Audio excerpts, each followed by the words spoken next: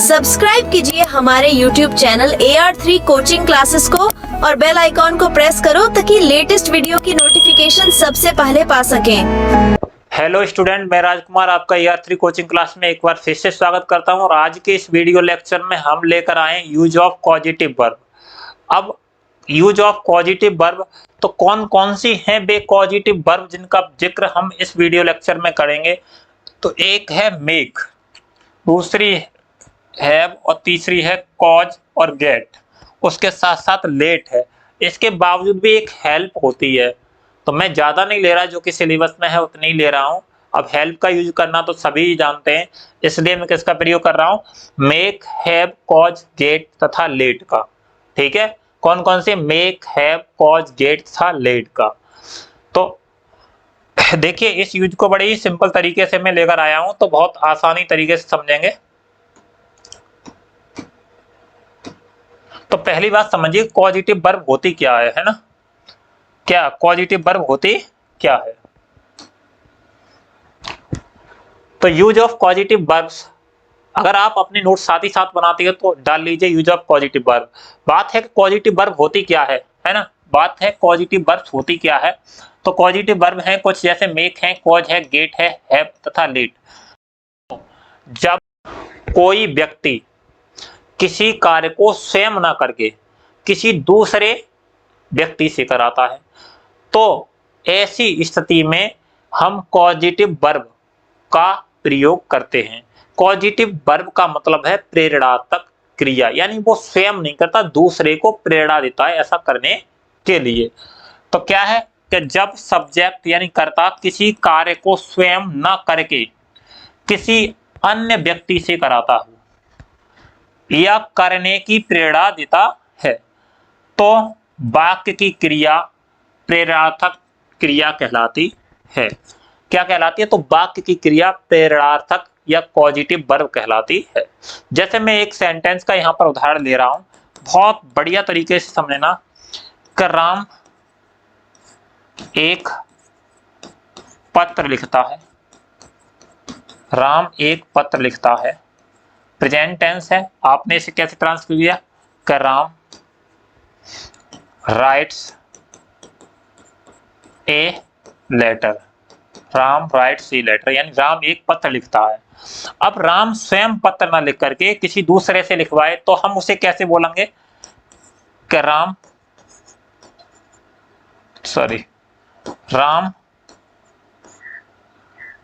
ने एक पत्र लिखवाया, पत्र लिखवाया, लेकिन किसी तीसरे व्यक्ति से, लिखवाया। तो राम ने एक पत्र लिखवाया या राम एक पत्र लिखवाता है, ऐसे भी बोल सकते हो। ठीक है, तो इसे कैसे करेंगे ट्रांसलेट, कर राम, ठीक है, राम। अब गेट, राम गेट, गेट की आ जाएगी यहां पर गॉट ए लेटर रिटन, ठीक है। अगर कोई व्यक्ति है, जैसे सविता है, मोहन है और कोई भी हो, तो उसको बाई लगा करके लिख देते हैं। तो Ram got a letter written. अब ये गॉट क्या है, तो गॉट एक पॉजिटिव वर्ब है, जबकि यहाँ पर गॉट का प्रयोग नहीं हुआ, सीधे मेन वर्ब आई है। तो राम एक पत्र लिखता है, अगर वो सेम लिख रहा है सब्जेक्ट, ठीक है, तो वो एक्टिव वॉइस में है ही, लेकिन ये पैसिव वॉइस में चलाया था। राम ने एक पत्र लिखवाया, किसी और से पत्र लिखवाया, यानी प्रेरणा दी किसी और को पत्र लिखने की, इसलिए इसमें पॉजिटिव वर्ब का यूज हुआ। तो राम ने एक पत्र लिखवाया, तो Ram got a letter written, क्रिया की थर पर। अब कहां पर इनका कैसे प्रयोग करते हैं और इन्हें कैसे बनाते हैं, कौन सी पॉजिटिव वर्ब कहां पर यूज होती है और इसके क्या नियम होते हैं, आगे देखते हैं।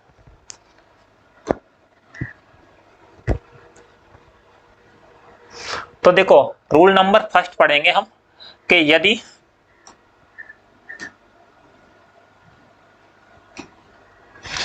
यदि एक्टिव वॉइस की क्रिया हो तो मेक और कॉज का प्रयोग करते हैं। अगर वाक्य में एक्टिव वॉइस की क्रिया है, बात की अगर वाक्य एक्टिव वॉइस में है तो हम मेक तथा कॉज का प्रयोग करेंगे। अगर वाक्य पैसिव वॉइस में है तो हम गेट तथा हैव का प्रयोग करेंगे, उसके साथ क्रिया की थर्ड फॉर्म का प्रयोग करेंगे। और यहाँ मेक तथा कॉज के साथ साथ क्रिया की फर्स्ट फॉर्म का प्रयोग करेंगे। लेकिन याद रहनी चाहिए कि मेक के बाद मुख्य क्रिया में टू का यूज होता है, यूज नहीं होता है, टू का यूज नहीं होता है। लेकिन अगर कॉज आए तो उसके बाद में हम टू लगा सकते हैं। अब इसके लिए संरचना क्या होती है कि सर आपको संरचना की भी जरूरत पड़ेगी, क्योंकि वो संरचना हो सकता है आप संरचना के अकॉर्डिंग न बनाएं, तो मैंने संरचना भी लिखी है सब्जेक्ट प्लस मेक या फिर कॉज, दोनों में से कोई एक वर्ब का यूज कर सकते हैं। अब वो भी आपकी टेंस के अनुसार उसकी फॉर्म आएगी, यानी फर्स्ट फॉर्म आएगी या सेकंड फॉर्म आएगी या थर्ड फॉर्म आएगी, जो भी आएगी वो टेंस के अकॉर्डिंग आएगी। प्लस उसके बाद नाउन या प्रोनाउन लाएंगे और उसके बाद क्रिया की फर्स्ट फॉर्म। अब क्रिया की जो फर्स्ट फॉर्म है वो किसकी आएगी, तो वो क्रिया की फर्स्ट फॉर्म जैसे खिलाना, पिलाना, रोना, अगर मेक और कॉज टेंस के अनुसार आएगी। ठीक है, मेक और कॉज टेंस के अनुसार होगी। यहाँ पर कुछ वाक्य दिए गए हैं, जैसे समझिए, मैंने घोड़े को तेज दौड़ाया, मैंने घोड़े को तेज दौड़ाया। अब बात यह है कि बच्चा कहेगा कि सर आपने ये तो बताया नहीं कि ये वाक्य पहचाने कैसे एक्टिव वॉइस है या पैसिव वॉइस है। यही तो समस्या है। अगर एक्टिव वॉइस या पैसिव वॉइस समझ गए आप तो आराम से बना सकते हो। अगर आप नहीं समझ पाए तो आप किसी में गेट लगा दो, किसी में गोट लगा दोगे, आपको तरीका ही नहीं मालूम। तो समझो, देखो कि मैंने घोड़े को तेज दौड़ाया, दरअसल यहां पर कार्य किसने किया, सब्जेक्ट ने ही किया। लेकिन दौड़ाया किसी को, घोड़े को। ठीक है, खुद नहीं दौड़ाया लेकिन फिर भी सब्जेक्ट के द्वारा ही घोड़े को दौड़ाया गया। तो यहां पर एक्टिव वॉइस में है ये बात, किस में है, एक्टिव वॉइस में। तो मैं अब इसे बनाऊंगा ऐसे, यहां तुम मुझे रुलाते हो, तो तुम मुझे रुलाते हो, खुद नहीं रोते हो, प्रेरणात्मक क्रिया है। लेकिन बात यह है कि एक्टिव कौन है, सब्जेक्ट। सब्जेक्ट यहां पर एक्टिव वॉइस में है, इसलिए यहां पर रुलाते हो एक्टिव वॉइस की क्रिया है। उसने राम को खाना खिलाया, है ना, उसने राम को खाना खिलाया। तो किसने खिलाया, उसने। ठीक है, ऐसा नहीं कि राम के द्वारा किसी को या उसके द्वारा किसी को खाना खिलाया, उसने राम को खाना खिलाया, ये सब्जेक्ट बनना है। ठीक है, अगर ये ऑब्जेक्ट बनना होता तो पैसिव वॉइस में चली जाती है। मैंने लड़के को तेज दौड़ाया। ठीक है, मैंने लड़के को तेज दौड़ाया, उसने घोड़े को तेज दौड़ाया, उसने अपने छोटे भाई को इंग्लिश पढ़ाया। ठीक है, इस तरह के सेंटेंस सब एक्टिव वॉइस में होते हैं। तो एक्टिव वॉइस में अब इन्हें कैसे बनाते हैं, तो इस सूत्र की मदद से बनाएंगे। सब्जेक्ट प्लस मेक या कॉज प्लस टेंस के अनुसार जो भी वर्ब आएगी मेक या कॉज की, उसके बाद नाउन या प्रोनाउन। देखते हैं, तो मैंने घोड़े को तेज दौड़ाया, सब्जेक्ट क्या है, मैंने, यानी आई। और आई के साथ चाहे तो मेक लगा लीजिए या कॉज, दोनों तरह से बना के दिखाते हैं पहले। ठीक है, तो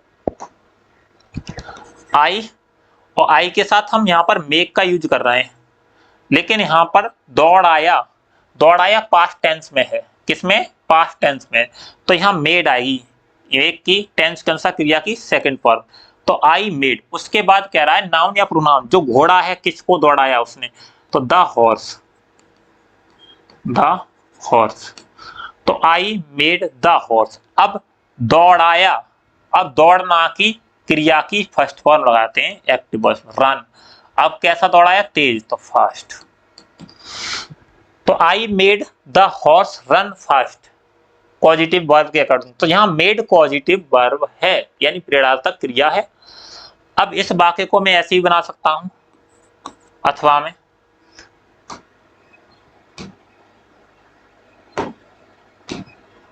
जैसे I cause, CAUSED, caused.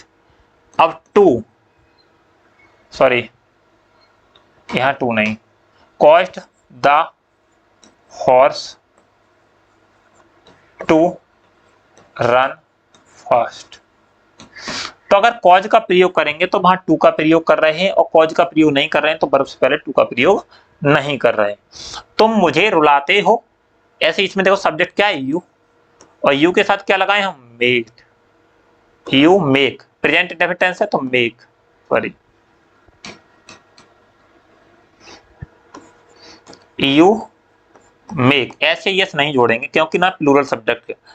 You make अब किससे रुलाते हो? मुझे। तो मैंने कहा नाउन या प्रोनाउन, तो प्रोनाउन लिया मी, ठीक है, मुझे। तो यू मेक मी, रुलाते हो, रुलाना की क्या है? बीफ। क्रिया की कौन सी फॉर्म आएगी? First form.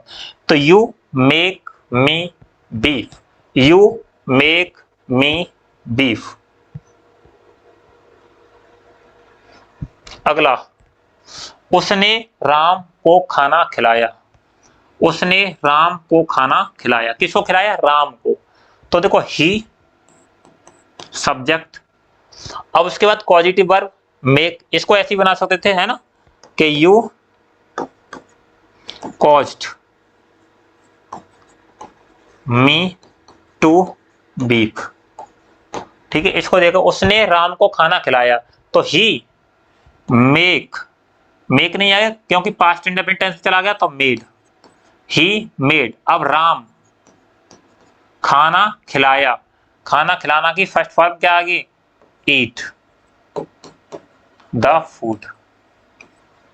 तो he made Ram eat the food, या अथवा में he caused Ram to eat the food. Next है, मैंने लड़के को तेज दौड़ाया, तो आई, ठीक है, आई दौड़ाया पास्ट इंडेफिनिट मेड, किसको दौड़ाया? लड़के को, द बॉय। दौड़ाना की first form run fast, run fast. अथवा आई कॉज्ड क्रिया की सेकंड फॉर्म, द बॉय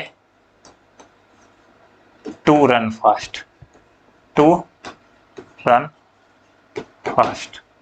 तो बात तो आपको समझ में आ रही है। अगर यदि एक्टिव वॉइस की क्रिया हो, सीधी बात है, यदि वाक्य एक्टिव वॉइस में है तो उसके साथ मेक तथा कॉज पॉजिटिव वर्ब का प्रयोग करेंगे। अगर पैसिव वॉइस में होता तो उसे हम गेट तथा हैव का प्रयोग करते। तो यहाँ पर कहा है, लेकिन मेक के बाद में टू का यूज नहीं होता है, ठीक है, लेकिन कॉज के बाद रहता है। तो सब्जेक्ट प्लस मेक या कॉज प्लस टेंस के अनुसार आएगी मेक या कॉज। जैसे यहाँ पर पास्ट इंडेफिनिट टेंस था तो हमने मेड सेकंड फॉर्म, यहाँ प्रेजेंट टेंस था हमने, सॉरी यहाँ पर कॉज्ड हो गया है, एक मिनट रुकना, चलो ये भी अच्छा हुआ वो दोबारा समझाने आने लगे।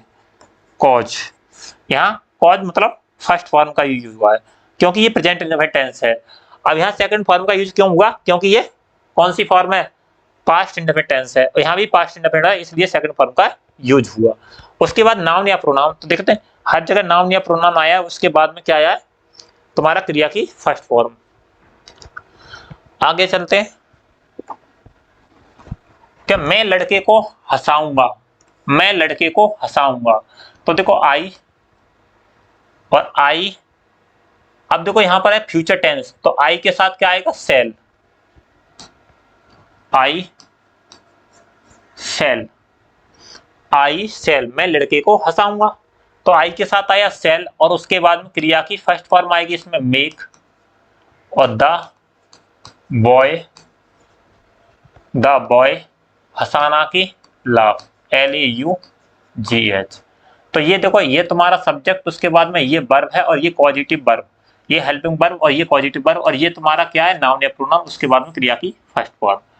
अगर इसे कॉज से बनाओगे तो I shall cause the boy to laugh हो जाएगा, the boy to laugh. Next देखते हैं कि नियम नंबर सेकंड क्या कहता है, या रूल नंबर सेकंड, के यदि क्रिया पैसिव वॉइस में हो, किस में हो? यदि क्रिया पैसिव वॉइस में हो तो हम गेट और हैव का प्रयोग करते हैं, गेट व हैव का प्रयोग करते हैं।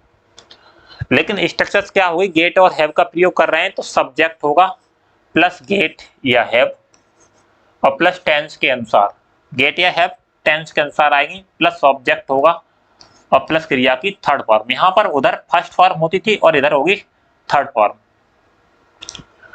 देख लेते हैं, या ऑब्जेक्ट क्या हम बोल सकते हैं कि आपका नाउन या प्रोनाउन भी हो सकता है, ठीक है। जैसे देखो, मैंने एक पत्र लिखवाया, अब ये पास्ट इंडेफिनिट में मैंने एक पत्र लिखवाया, सब्जेक्ट क्या है? मैंने आई। अब लिखवाया तो गेट की कौन सी फॉर्म आएगी? गेट या हैव की टेंस के अनुसार कौन सी आएगी? Second form. तो गेट की सेकंड फॉर्म होती है गॉट, तो आई गॉट, उसके बाद कह रहा है ऑब्जेक्ट क्या है, जो भी ए लेटर या नाउन या प्रोनाउन, सीधी बात। और प्लस, सॉरी प्लस मत लगाइए, ऑब्जेक्ट क्रिया की थर्ड फॉर्म लिखना की क्या है, रिटन, WRITTEN।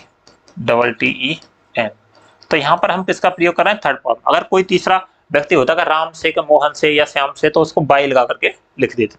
ठीक है, तो यहां तक बात समझ में आया। I got a letter written, मैं सोहन से यह पत्र लिखवाऊंगा। तो आप देखो, मैं सोहन से, तो आई, अब इसमें सोहन से शब्द आया है, क्या आया है, सोहन से। मैं देख लूं कि वीडियो सही चल रही है या गलत। ठीक है, मैं सोहन से पत्र लिखवाऊंगा। ठीक है, तो यहां पर आई, देखो यहां पर देखिए ज्यादातर सेल का यूज कर लेते हैं। वैसे तो मेरे हिसाब से जितने भी मॉडल वर्ब हैं उसमें, सॉरी मॉडल वर्ब क्यों है, फ्यूचर के में बिल ही ज्यादा बेटर माना जाता है सेल की जगह मॉडर्न इंग्लिश में। तो यहाँ पर मैं बिल का यूज कर रहा हूँ। कोई बच्चा ये नहीं सोचे कि ना सेल का ही क्यों, क्योंकि मैं लिखवाऊंगा उस पर जोर भी दे रहा हूँ उस तरह की। तो आई बिल, इस तरह से उसमें भी आपका आई बिल भी हो सकता है, आई बिल या सेल। ठीक है, ज्यादातर बेटर बिल ही रहेगा, I will make the boy laugh. तो जहां पर मैं सोहन से यह पत्र लिखवाऊंगा, तो आई बिल लिखवाऊंगा। अब यहां पर पॉजिटिव वर्ब है, तो कौन सी ले लें हम, गेट, क्रिया की फर्स्ट फॉर्म रहेगी यहां पर इसकी, क्योंकि टेंस के अनुसार फ्यूचर टेंस में बिल या सेल के बाद क्रिया की फर्स्ट फॉर्म आती है। उसके बाद यह पत्र, तो दिस लेटर और बाई सोहन, बाई सोहन।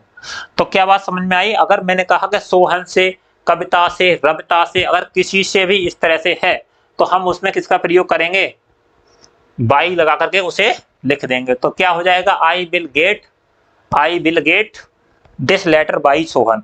अगला है, यह काम सविता से करवाओ। अब यहाँ इंपरेटिव सेंटेंस है, करवाओ उसे, उससे कुर्सी मंगवाओ, है ना, या तुम कुर्सी लेकर आओ, या तुम इधर आओ। इस तरह के जो वाक्य इंपरेटिव सेंटेंस है, तो वहां बात कर रहा है यह काम सविता से करवाओ। ठीक है, तो ये वाक्य कैसा है, यह काम सविता से करवाओ, इंपरेटिव सेंटेंस है। और इंपरेटिव सेंटेंस है तो कैसे यूज करें, तो क्रिया की फर्स्ट फॉर्म गेट, या फिर हैव का भी यूज कर सकते हो। तो गेट, उसके बाद यह काम, तो दिस वर्क, करवाओ। अब करवाना की क्या है, डन, क्रिया की थर्ड फॉर्म, तो गेट दिस वर्क डन, और बाई सप्ताह, क्या आ गया, बाई सप्ताह, मैंने अपना काम करवा लिया है। अब देखो करवा लिया है, ये प्रेजेंट परफेक्ट टेंस है। तो देखो आई, और आई के साथ गेट यूज करें या फिर हैव, तो हम यहाँ गेट ही का यूज कर रहे हैं। तो गेट की, सॉरी यहाँ पर परफेक्ट है, तो आई हैव, और हैव के साथ क्रिया की थर्ड फॉर्म आएगी गॉट, तो आई हैव गेट। अब ये हैव तो हेल्पिंग वर्ब है, गॉट मतलब पॉजिटिव वर्ब है। अपना काम भी क्या लगा दें, योर वर्क, और डन, करवाना की क्या है, डन। ठीक है, तो I have got your work done, मैंने अपना काम करवा लिया है। ठीक है, परफेक्ट था इसलिए हैव क्रिया की थर्ड फॉर्म, और योर वर्क और डन। हर जगह देख रहे हो इसमें क्या आ रहा था, थर्ड फॉर्म आ रही थी, है ना, यहां भी थर्ड फॉर्म है। यहां लिखवाना की रह गई, सॉरी, इस वाक्य को देख लीजिए कि I will get this letter written by Sohan, तो यहां भी थर्ड फॉर्म है और यहां भी थर्ड फॉर्म है। लेकिन पीछे वाले जो वाक्य थे उनमें हम किसका प्रयोग कर रहे थे, सेकंड फॉर्म का, फर्स्ट फॉर्म का। इनमें फर्स्ट फॉर्म है, देखो यहाँ पर भी रन फर्स्ट, और यहाँ पर क्या होता है, सिर्फ सेकंड फॉर्म, क्योंकि ये पैसिव वॉइस है, sorry third form. Passive voice में क्रिया की सदैव थर्ड फॉर्म का प्रयोग करते हैं, क्योंकि पैसिव में क्या होता है, B+B3 का रूल होता है, इसलिए यहाँ पर क्रिया की थर्ड फॉर्म आई है। आगे चलते हैं।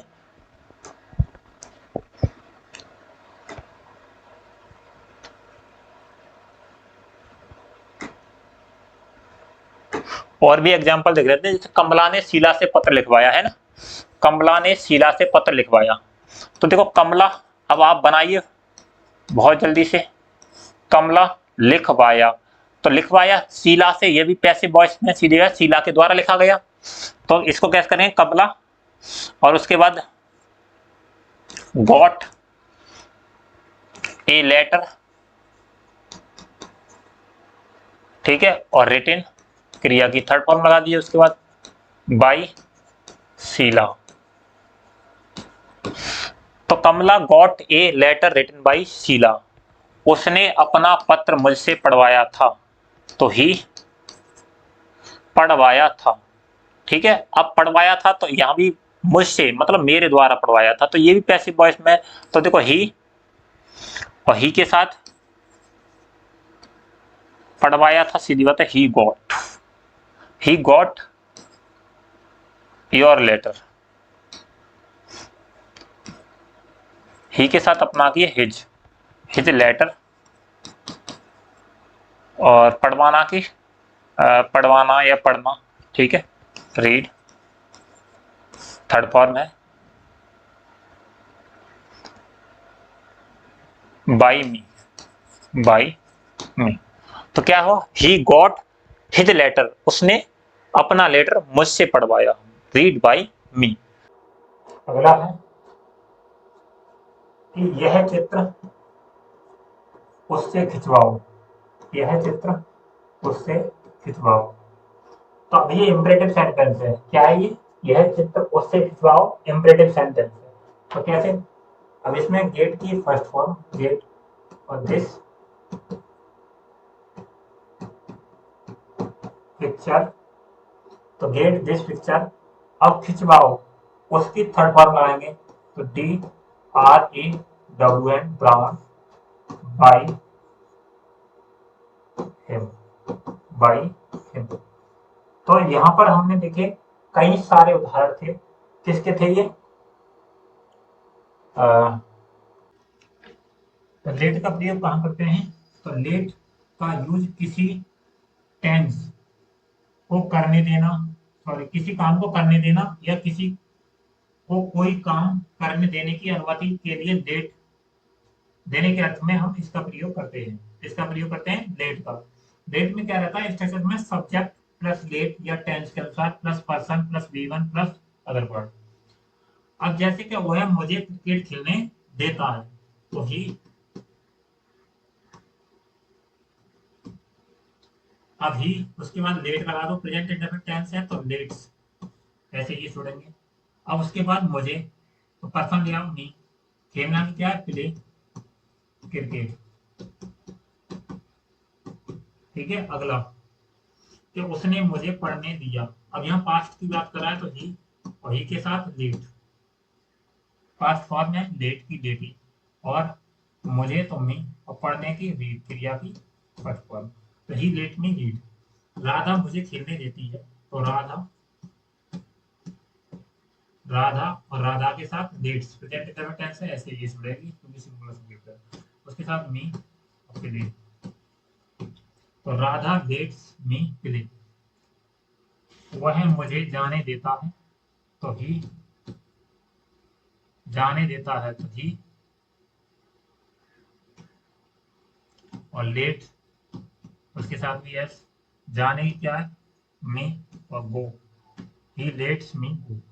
तो इस तरह से हम लेट्स का प्रयोग करते थे, कोई कार्य करने देता है या करने देने की अनुमति देता है, इस अर्थ में हम लेट का प्रयोग करते हैं, ठीक है।